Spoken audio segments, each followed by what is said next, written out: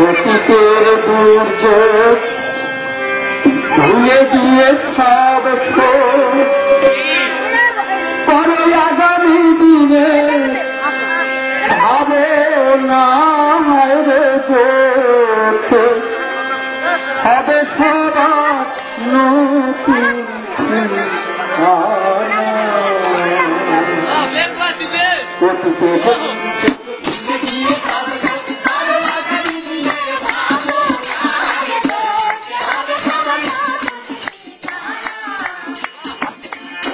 বন্দনা করি সৃষ্টিকর্তা নামে যাহার করুণায় এলাম মাটি ধরা ধানে মানুষ হতে পাখি জীবজন্তু গত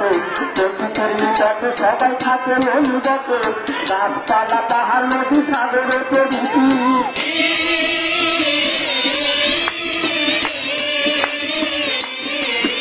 এই জলবায়ু সকলে মিলে আমাদের প্রকৃতি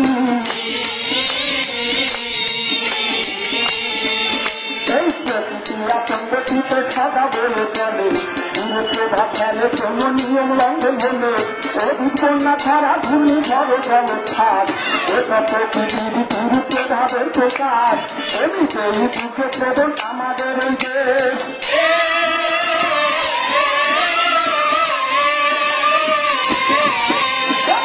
এক মিনিটে সকল কিছু চেষ্টা করেছে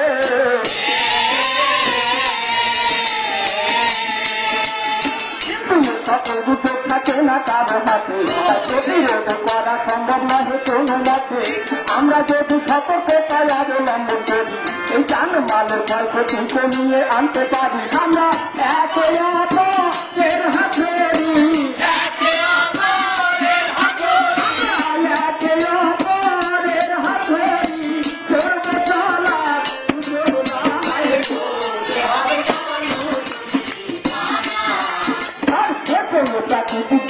আঘাত হানার পরে সকল কিছু নষ্ট করে এলাকার ভিতরে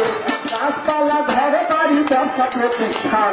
রাস্তাঘাটে ভেঙে পড়ে সকল সমান গরু কাজে হাতে মুরগি মরে বেশিনার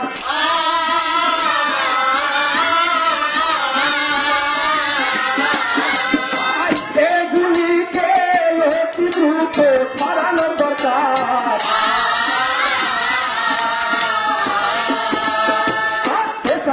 পরিবেশে দূষিত হয়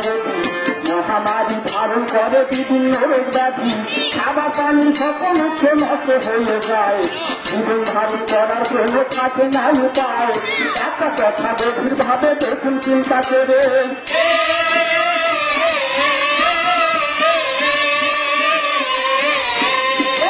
কিছুদিন আগে কিভাবে আঘাত হানার পরে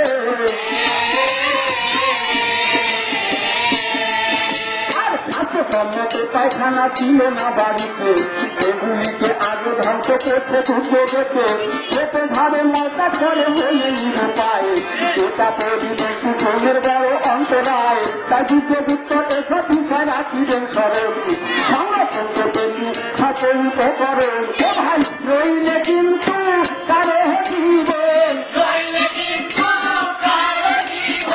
নইলে কিন্তু কারো জীবন সুস্থ রাখতে পারবে না হবে সবার এখন পরিবেশ স্বাস্থ্য বিষয় না হলে সরকার নানাবিধ সমস্যা চোখে দেখে অন্ধকার ইহার ফলে বিরূপ প্রভাব পরিবেশ সমাজে আর্থিক সামাজিক এবং পরিবেশের মাঝে একটি তামাশা ভোগে যদি রুগ্ন অবস্থায়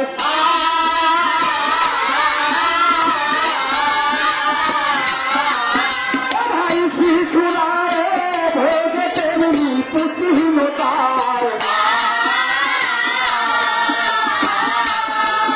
আর প্রতিবেশে বৃদ্ধি পাবে শিশু মৃত্যুর হার নোংরা পানি ঘোরালে মূল কারণ তাহার প্রতিবেশে বৃদ্ধি পাবে শিশু মৃত্যুর হার নোংরা পানি ঘোরালে মূল কারণ তাহার নানা প্রকার রোগে ভিজে ভেজে দিনে দিন এই শরীরে শক্তি থাকে না দেহে হয় তার দিন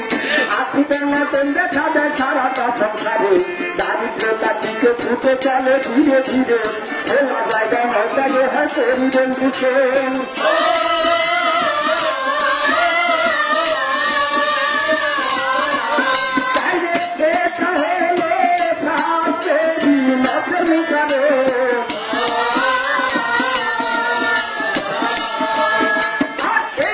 বাসা হতে মোদের বেরিয়ে আসতে হবে স্বাস্থ্যসম্মত পায়খানা ব্যবহার করিবে এতে সকলের মন সুন্দর হবে সকলের মন সুন্দর হবে অশান্তি কারো থাকবে না